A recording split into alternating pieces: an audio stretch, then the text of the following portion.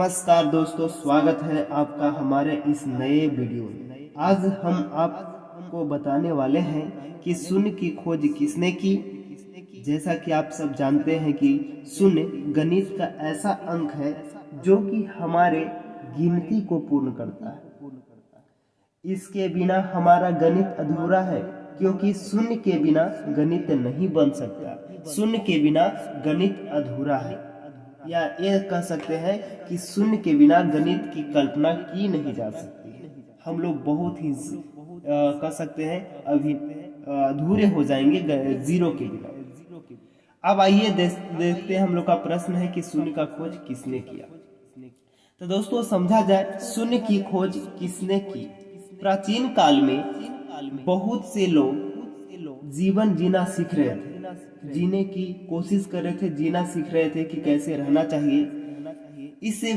इसलिए भारत में वैज्ञानिक युग का उदय सीख रहे थे, इसलिए भारत में वैज्ञानिक युग का उदय हो रहा था।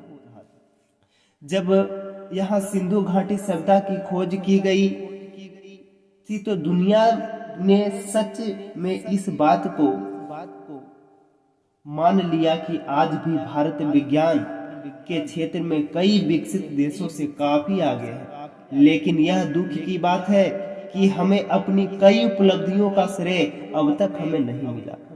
यानी ये दुख की बात है, हम लोग बहुत सारी चीजों का खोज किया, लेकिन हमें उस जितना हमने मेहनत किया, जितना हम लोग आगे बढ़े, लेकिन उस सारे चीज का उपलब्धियां का श्रेय हम लोगों को नहीं मिल पाया। ये बहुत ही दुख की बात है दोस्तों। हम लोग हमेशा भारतीय दवाएं ही जाते हैं, हम लोग को जो परिश्रम करते हैं उतना परिश्रम का फल नहीं मिल पाता है। अब देखते हैं कि शून्य का आविष्कार किसने किया। शून्य का आविष्कार कब हुआ, शून्य क्या है, जीरो हिंदी, शून्य के आविष्कार में आर्यभट्ट का क्या योगदान है। तो समझा जाए, शून्य के आविष्कार से पहले गणना कैसे की गई, भारत में शून्य की खोज कब और कैसे हुई, जब शून्य का पहली बार संख्यात्मक रूप में उपयोग किया गया था, और यह कैसे हुआ, शून्य कब एक अधारणा या अवधारणा बन गया, और शून्य के आविष्कार का क्या महत्व है। इस वीडियो में हम शून्य के आविष्कार से लेकर उसके इतिहास तक के बारे में विस्तार से बातें करेंगे। तो समझते हैं, सबसे पहले देखेंगे कि शून्य या जीरो क्या है। तो दोस्तों समझा जाए, शून्य या जीरो क्या है। तो शून्य एक गणित की संख्या है, इसे अंग्रेजी में जीरो भी कहा जाता है। गणित में शून्य का बहुत महत्वपूर्ण स्थान है। वैसे तो शून्य का कोई मान नहीं होता, लेकिन अगर इसे किसी भी संख्या में रख दिया जाए तो इसका मान 10 गुना बढ़ जाता है। इंसान को भी शून्य के समान होना चाहिए, उसका ऐसे महत्व नहीं होना चाहिए, लेकिन किसी के आगे लग जाए तो उसके महत्व को बढ़ा दे। उदाहरण के लिए, यदि एक के सामने एक शून्य रख दिया जाए तो वह 10 बन जाता है, और 10 के सामने जीरो रख दिया जाए तो वो 100 बन जाता है। 100 अगला एक और रख दें तो 1000 बंद हो जाएगा। इस प्रकार से हम लोग देख सकते हैं कि शून्य का क्या महत्व है। तो दोस्तों आगे देखते हैं शून्य का इतिहास, कि शून्य का आखिर इतिहास कैसा है। तो देखते हैं, हम लोग शून्य के इतिहास के बारे में अब चर्चा करते हैं कि शून्य का इतिहास क्या है। तो देखेंगे और समझेंगे कि शून्य का इतिहास क्या है। तो दोस्तों समझा जाए, तब ब्रह्मगुप्त के द्वारा शून्य का आविष्कार करने से पहले ही शून्य का प्रयोग किया जा रहा था। ब्रह्मगुप्त ने आविष्कार नहीं किया था, उससे पहले ही इसका प्रयोग किया जा रहा था। इसमें कई प्राचीन पुरातत्व और ग्रंथ देखे गए हैं। शुरुआत में शून्य केवल एक धारक था, लेकिन यह बाद में यह एक गणित का एक अहम हिस्सा बन गया। कहा जाता है कि शून्य की अवधारणा तो काफी पुरानी है, लेकिन यह 5वीं शताब्दी तक भारत में पूर्ण रूप से विकसित हुई थी। गणना प्रणाली को शुरू करने वाले सबसे पहले लोग सुमेर निवासी थे। सुमेर के निवासी जो थे, सबसे पहले गणना प्रणाली को शुरुआत किए थे। शून्य को भारत में शून्य कहा जाता है ज्यादा था, जो कि एक संस्कृत शब्द है। शून्य जो ये वर्ड है वो संस्कृत वर्ड है। जीरो का कॉन्सेप्ट और इसकी परिभाषा सबसे पहले 628 ईस्वी पूर्व में भारतीय निर्देशक ब्रह्मगुप्त ने दी थी। यानी जीरो कॉन्सेप्ट सबसे पहले हमारे भारतीय जो थे ब्रह्मगुप्त जी, उन्होंने इस कॉन्सेप्ट को दिया।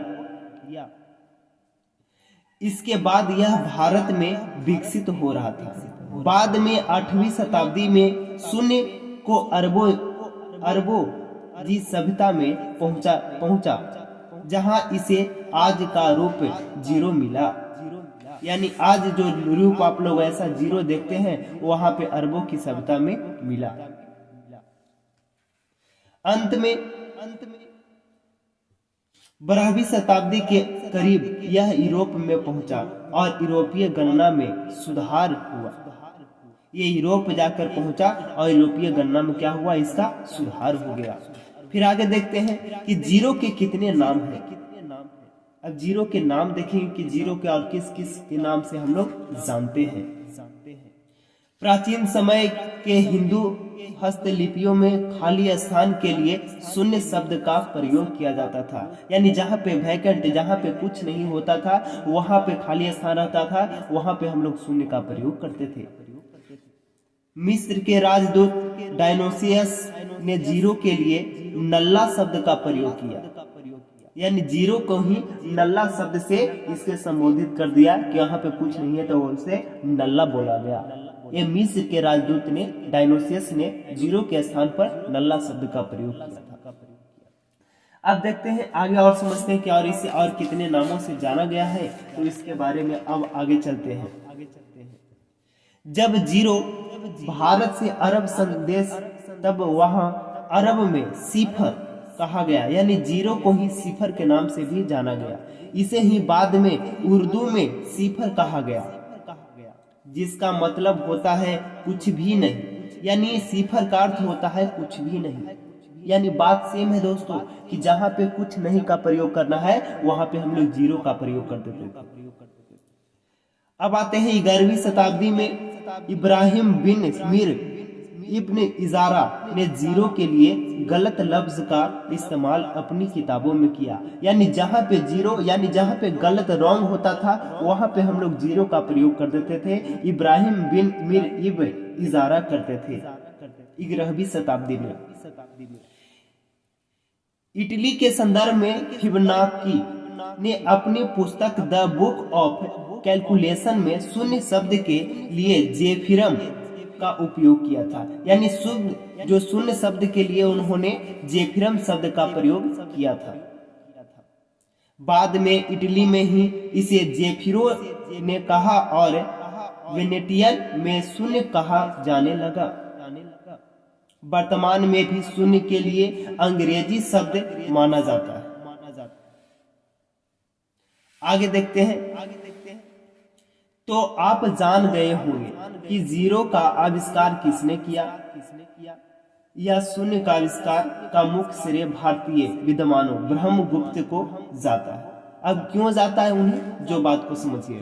क्योंकि उन्होंने 628 ईस्वी में शून्य को सिद्धांत सहित पेश किया था। ब्रह्मगुप्त से पहले भारत के महान गणितज्ञ और ज्योतिष आर्यभट्ट ने शून्य का प्रयोग किया था। इसलिए कई लोग आर्यभट्ट को भी शून्य का जनक मानते हैं, लेकिन रियल में आपके कौन है? अरे ब्रह्मगुप्त जी है, शून्य के खोज करता।